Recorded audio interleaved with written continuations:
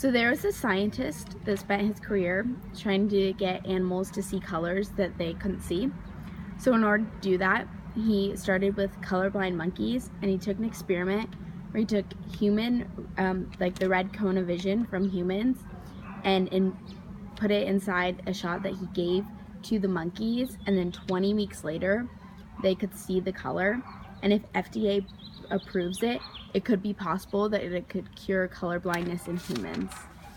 Well, first of all, the whole idea of animal research to assist humans is rather controversial. But having said that, when it comes to discoveries such as this, you understand the reasoning behind why we have that type of research. And that would be really incredible if they were able to do this to help color blindness in humans. And then did you know that there are some, it can only be women, but they have an extra cone of vision, so they see other colors that everyone else can't see? I wasn't aware of that. And the way I know they can see the color of money, but I wasn't aware of that. It's horrible. So they can, they have the way that they can test it through the blood, but in some women that have it, it lays dormant unless they do like a ton of jobs with colors. So things like designer or painter, like they see it, since they practice so much with colors, it doesn't lay dormant, and they can see like with the fourth cone that other people don't have. And so let's see, so in the beginning of time,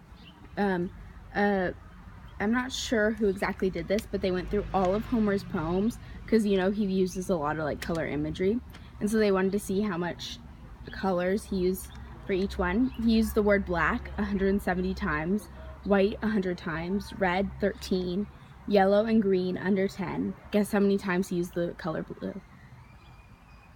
3. 0. He used it 0 times. So then they thought it was so interesting that they went back and they saw that almost, of course there were a few exceptions, but they saw that almost all literature in the past didn't have the color blue till later, and even they believe the original Bible didn't even have the color blue in it.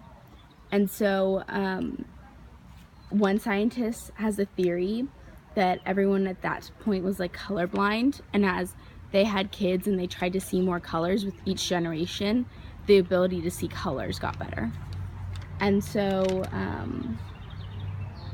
but when they looked at the past, they saw that black and white were always there, then red, and then yellow and green were intermixed. Like some places used green first, and then other places used yellow first, but it was always, in regards to colors, red was first and blue was last. Well, that's surprising, I guess, but when you think about it, maybe as a result of that progression over time, that people, either didn't realize the color they were seeing, or B, truly, it did evolve over time. Thank you.